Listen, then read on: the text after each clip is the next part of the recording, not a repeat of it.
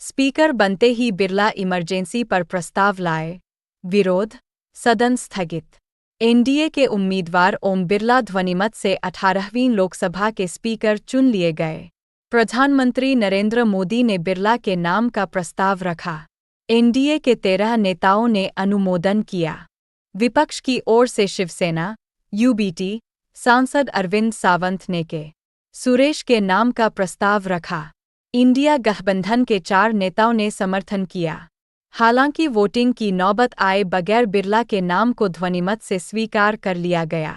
पद संभालते ही स्पीकर बिरला ने तत्कालीन पीएम इंदिरा गांधी द्वारा 25 जून 1975 को लगाई गई इमरजेंसी की निंदा करते हुए प्रस्ताव पढ़ा और सदस्यों से मौन रखने को कहा। बिरला ने इसे संविधान पर हमला बताया। विपक्ष ने विरोध किया और अंदर प्रदर्शन करने लगे। इसके बाद कार्यवाही स्थगित कर दी गई। बिरला ने याद दिलाई मर्यादा। विपक्ष ने निष्पक्षता की बात रखी। बिरला, संसदीय परंपरा का ध्यान रखें। मैं कभी किसी सदस्य के खिलाफ कोई कार्रवाई नहीं चाहता, पर आप भी संसदीय परंपराओं का ध्यान रखें। संसद और सड़क के विरोध में अंतर होना चाहिए। विरोध के तरीके को संसद की मर्यादा के अनुरूप अपनाएं। राहुल, विपक्ष को बोलने का मौका मिले। उम्मीद है कि आप विपक्ष को बोलने का मौका देकर संविधान की रक्षा का दायित्व निभाएंगे।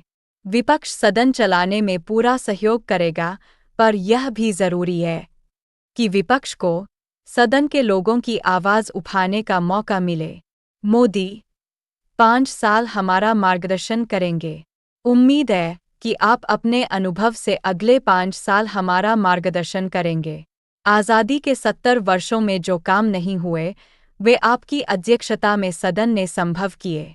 मुझे पूरा विश्वास है कि देश लोकसभा की उपलब्धियों पर गर्व करेगा।